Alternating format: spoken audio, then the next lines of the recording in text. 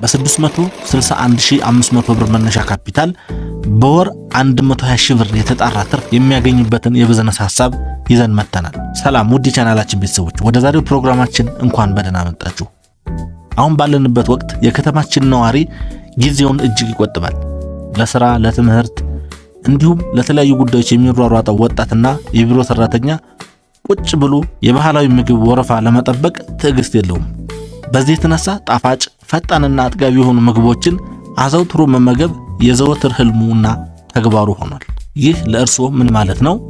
የፈጣን ምግቦች ዝግጅት፣ በርገር፣ ፒዛ ወይም ሳንዱች ቤት መክፈት ከፍተኛ የተገልጋይ ፍሰት ያለበትና በቀን ውስጥ በብዙ ሺዎች የሚቆጠሩ ጥሬ ገንዘብ የሚንቀሳቀስበትን ግዙፍ ኢንዱስትሪ መቀላቀል ማለት ነው። ይህ ስራ የዘመናዊ ማሽነሪዎችና የተዋጣለት የኩሽና አሰራርን ይፈልጋል። ዛሬ ይህንን እጅግ አዋጭ ቢዝነስ የገበያ ዋጋ እንዴት መጀመር እንደምትችሉ በዝርዝር አይተናል። አብራችሁኑ ነው።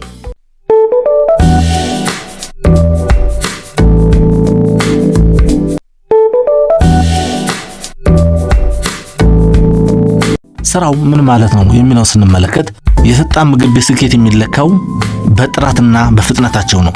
በዚህ መሰረት ዋና የሚያቀርቧቸው ምግቦች የመጀመሪያው በርገሮችን ማዘጋጀት፣ ለምሳሌ የከብት ስጋ በርገር ወይም ቢፍ በርገር የሚባለው፣ ሁለተኛ ቺዝ በርገር፣ ሶስተኛ የዶሮ በርገር በልዩ የቤት ውስጥ ሶሶች ማዘጋጀት፣ ሁለተኛ ፒዛዎችን መጋገር፣ ሶስተኛ ሳንዱችና ክለብ ሳንዱቾችን ማዘጋጀት፣ አራተኛ ተጓዳኝ መጠጦችን ለምሳሌ እንደ ለስላሳ፣ የታሸጉ መጠጦችን ወዘተ ማቅረብን ያጠቃልላል ማለት ነው።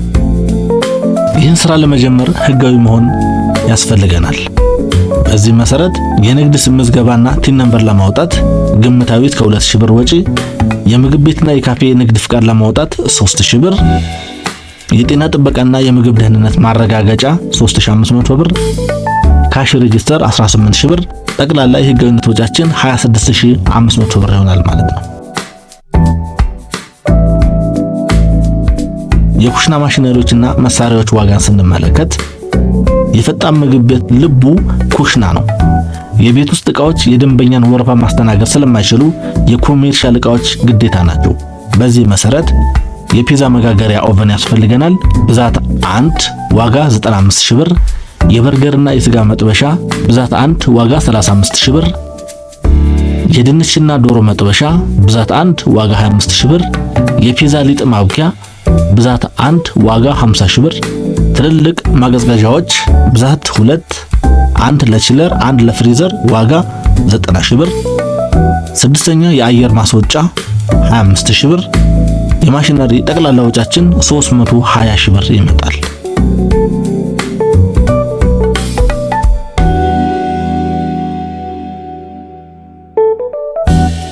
የመመገቢያ ጠረጴዛዎችና ወንበሮች ያስፈልጉናል። ለ30 ሰው የሚሆን ጠንካራና ለማጽዳት ቀላል የሆኑ ፈርኒቸሮች 60000 ብር፣ የትዕዛዝ መቀበያ ቆጣሪ 25000 ብር፣ የውስጥ ብርሃንና የውጭ ታፔላ 20000 ብር፣ የእጅ መታጠቢያና ንጽህና ዕቃዎች 15000 ብር፣ የፈርኒቸርና የዲዛይን ጠቅላላ ወጪያችን 120000 ብር ይሆናል። ሌላው የመጀመሪያ ወር የጥሬ ዕቃ ወጪያችንን ስንመለከት ስራ ሲጀመር ምግቡ ጣዕም እንዲኖረው ጥራቱን የጠበቀ ጥሬ ዕቃ በጅምላ ማዘጋጀት አለብን። ለምሳሌ የስጋና የዶሮ ውጤቶች 20000 ብር፣ የፒዛ ዱቄት፣ ዘይትና ቅመማ ቅመሞች 15000 ብር፣ ሞዛሬላ ቺዝና የበርገር ቺዝ 15000 ብር፣ የቴካዌ ማሸጊያ ካርቶኖች 15000 ብር፣ ለለስላሳ መጠጦችና ውሃ 10000 ብር፣ የማሽነሪ ጥሬ ዕቃ ጠቅላላ ወጪያችን 75000 ብር ይመጣል። የቦታ ኪራይ ስንመለከት ለዚህ ስራ ቦታ በጣም ወሳኝ ነው። በዚህ መሰረት ዋና የንግድ ሞሎች እንዲሁም ሲኒማ ቤቶች አካባቢ እጅግ ከፍተኛ የሰው ፍሰት አለ። ወጣቶች አሉ። ከፍተኛ ገቢ ያለው ኪራይ ከ40 እስከ 80 ሺህ ብር። ዩኒቨርሲቲዎችና ትላልቅ ትምህርት ቤቶች አጠገብ ከፍተኛ የተማሪዎች ብዛት ስላለ ከ25000 እስከ 45000 ብር። መካከለኛ የሰፈር ንግድ ማዕከላት ያሉበት አካባቢ ከ20 እስከ 35000 ብር የቤት ኪራይ ይጠይቀናል ማለት ነው። እኛ ስሌታችንን ለመቀጠል ዩኒቨርሲቲዎች ወይም ሰፈር ቢሮ አካባቢ በሚገኝ ማራኪ ቦታ ላይ 30 ሺህ ብር በወር ታሳቢ አድርገን የ3 ወር 90 ሺህ ብር ይዘናል። ሌላው የሰው ኃይልና የሥራ ክፍል ስንመለከት ፈጣን ምግብ ቤት የቡድን ሥራ ነው። የደንበኛው ወረፋ እንዳይበዛ ፈጣን ሰራተኞች ያስፈልጋል። በዚህ መሰረት ዋና ሼፍ ወይም ፒዛ ሰሪ ከ10000 እስከ 15000 ብር፣ የኩሽና አጋዥ በርገርና ድንች የሚጠብስ 6000 ብር፣ ገንዘብ ያዥና አስተናጋጅ ትዕዛዝ የሚቀበሉ 2 ሰራተኞች 4000 ብር ፕላስ ቲፕ አላቸው። ጽዳትና ዕቃ ጣቢ 3000 ብር።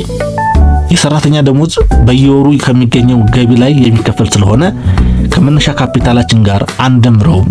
የካፒታል ማጠቃለያችንን ስንሰራ እስካሁን ያየናቸው ማለት ነው።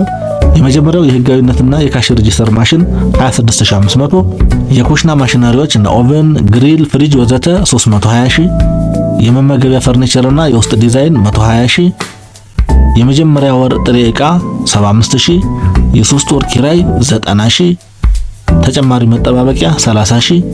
ጠቅላላ መነሻ ካፒታላችን በግምት 661500 ብር ያስፈልገናል ማለት ነው።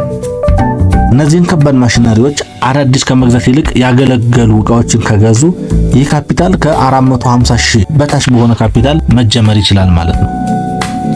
አሁን ደግሞ የገቢ ትንበያና ትርፍ ስሌትን ስንመለከት የፈጣን ምግብ የትርፍ ህዳጉ በአማካኝ ከ40 እስከ 50% ይደርሳል።